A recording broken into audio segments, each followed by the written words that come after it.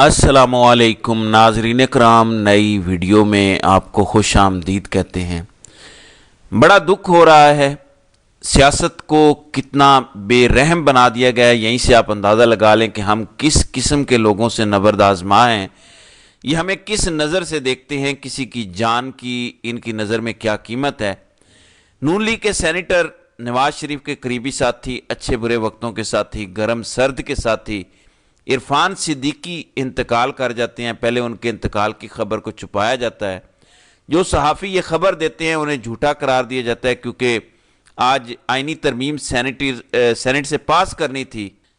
ایک سینیٹر مر گیا، اللہ کے بندو تمہارا اپنا اتنا پرانا وفادار بندہ تھا، کوئی تھوڑا سا خیال کر لیتے، اگر ترمیم آج کی بجائے کل ہو جاتی تو کیا ہو جاتا ہے۔ انتہائی افسوس کا مقام ہے۔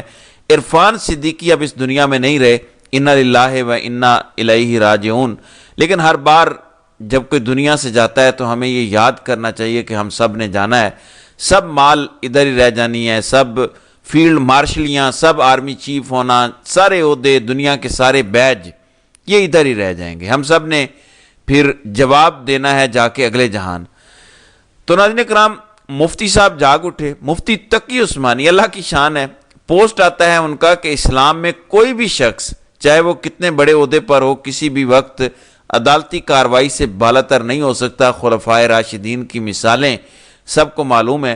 ہمارے دستور میں پہلے بھی صدر کو صدارت کے دوران تحفظ دیا گیا جو اسلام کے خلاف تھا۔ اب تا حیات کسی کو یہ تحفظ دینا شریعت اور آئین کی روح کے بالکل خلاف ہے، جو ملک کے لیے نہایت شرمناک ہوگا۔ اللہ تعالیٰ ملک کو اس بے عزتی سے بچائے، آمین۔ اب پارلیمنٹ کے ارکان سے دردمندانہ درخواست ہے کہ وہ یہ گناہ اپنے سر نہ لیں۔ اور یہ ٹویٹ موصوف کی اس وقت آتی ہے جب ووٹنگ ہو چکی تھی یا ہونے جا رہی تھی۔ جب سے یہ ترمیم پیش ہوئی، جب سب باتیں کر رہے ہیں، سب ڈسکس ہو چکا، تب ایسا کوئی بیان نہیں آیا۔ تو ہمیں علماء بھی بس میں کیا کہوں، 2 نمبر بھی نہیں کہہ سکتا، کچھ زیادہ ہی اوپر نمبر والے ملے ہیں، اللہ ہمیں معاف کرے۔ دوسری جانب لال ٹوپی والے جوکر کا بھی ایک کلپ آیا، میں نے سوچا شاید کوئی ایک آدھی بونگی مارے گا، لیکن مجھے سمجھ آیا کہ اسٹیبلشمنٹ کتنی غلیظ سوچ رکھتی ہے، کیونکہ یہ وہی بات کرے گا جو اسٹیبلشمنٹ ان سے کہتی ہے۔ اب یہ کہتا ہے کہ سہیل آفریدی پاکستان کا دشمن ہے، پی ٹی آئی پاکستان کی دشمن ہے، اور جب افغان طالبان کے ساتھ جنگ ہوگی فوج کی، جو کہ آگے ہونے جا رہی ہے، تو سہیل آفریدی فوج پر حملہ کر دے گا اور اصل لڑائی پشاور کے اندر ہوگی۔ اس ٹائم ناظرین کرام، اگر فوج کے اندر یہ سوچ پائی جاتی ہے، آپ امیجن کر سکتے ہیں کہ حالات کس طرف جا رہے ہیں۔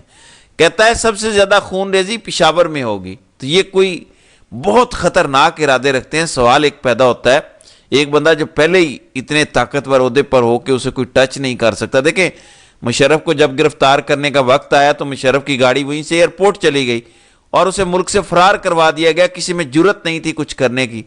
کسی سابق آرمی چیف کے خلاف اس کی زندگی میں کوئی کارروائی نہیں ہوئی۔ مشرف کے خلاف بعد میں اس لیے کی گئی تاکہ یہ صرف یہ تاثر قائم کرنے کے لیے کہ قاضی کہہ سکے کہ دیکھیں جی قاضی بڑا آئینی ہے، تاکہ بعد میں جو اس سے کام لینے تھے وہ کر سکے۔ 2 فیصلے اس سے کروائے گئے، ایک بھٹو والا وہ بھی اس نے ٹیکنیکل بنیادوں پر کیا، اور دوسرا مشرف والا کہ ہاں ہم یہ فیصلہ برقرار رکھتے ہیں۔ لیکن اس کے علاوہ آپ دیکھ لیں کبھی کسی آرمی چیف کو کچھ ہوا ہے تو یہ استثناء کس لیے چاہیے؟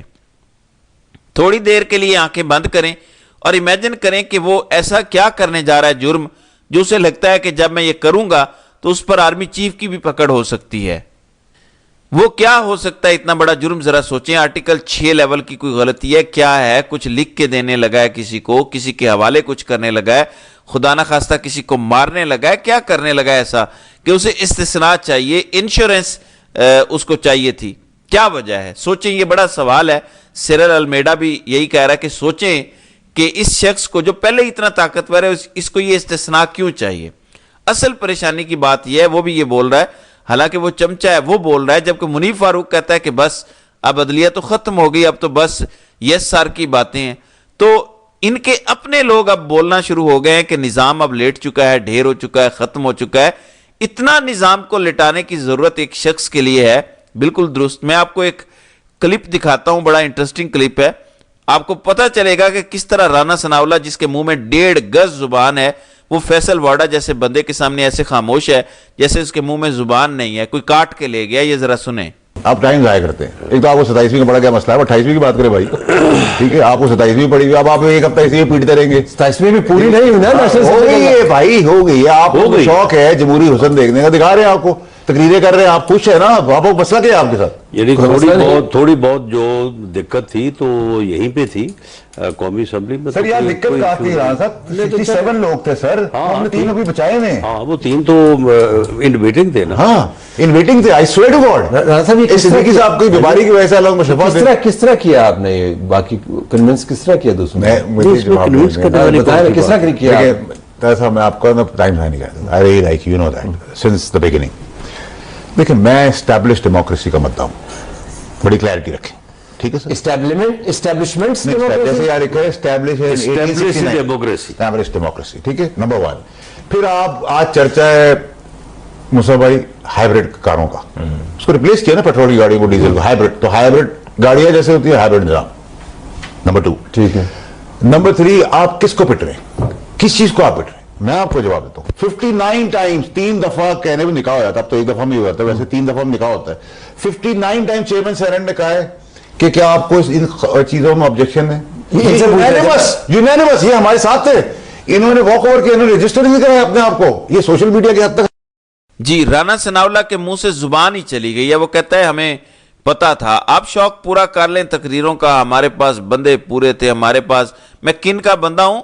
میں اسٹیبلش ڈیموکریسی کا بندہ ہوں, یعنی جو 78 سال سے حکمران ہیں, میں ان کا بندہ ہوں.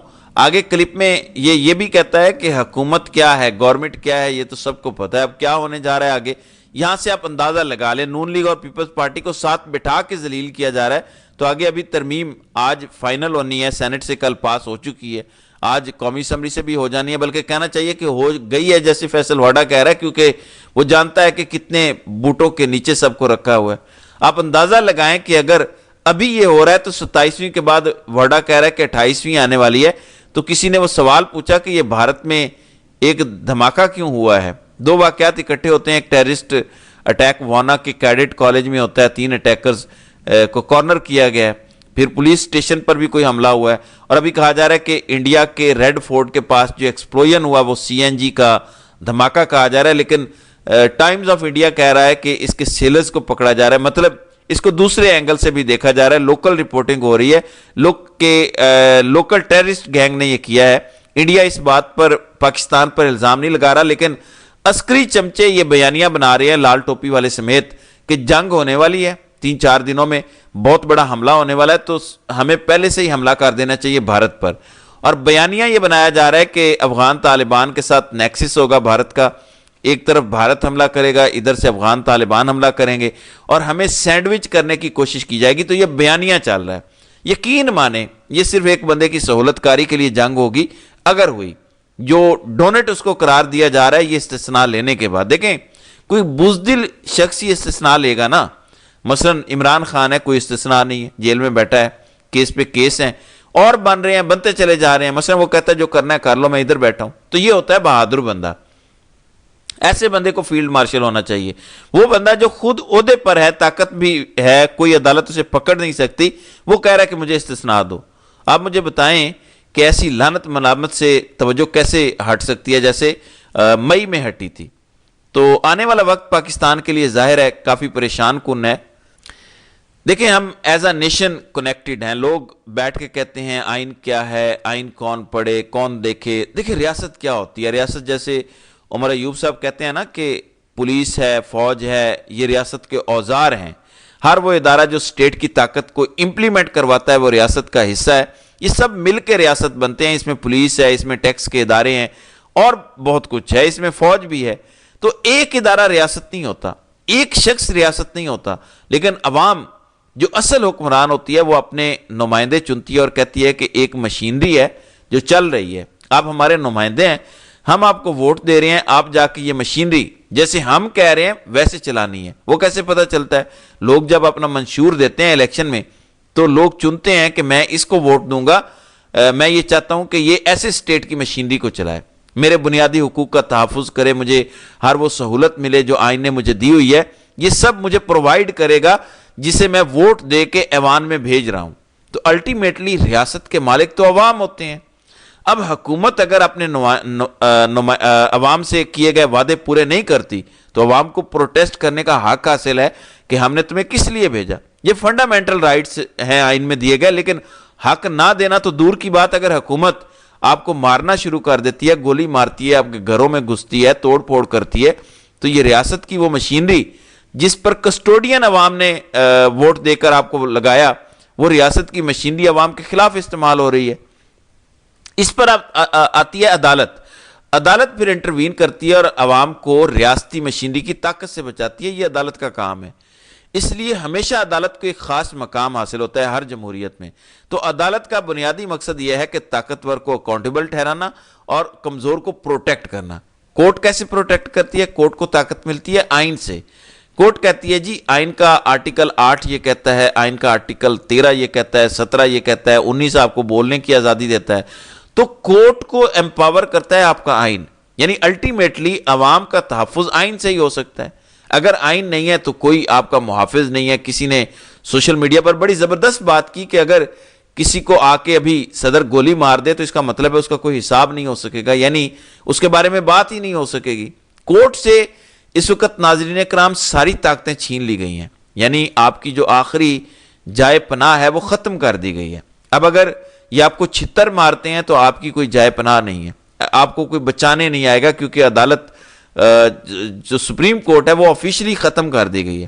جبکہ فیڈرل کورٹ ایسے ہی ہے جیسے ملٹری کورٹ، جب ججز فیئر طریقے سے نہیں آئیں گے، عدلیہ خود اپنے ججز نہیں لگائے گی، ججز حکومت لگائے گی، تو آپ کو انصاف کیسے ملے گا؟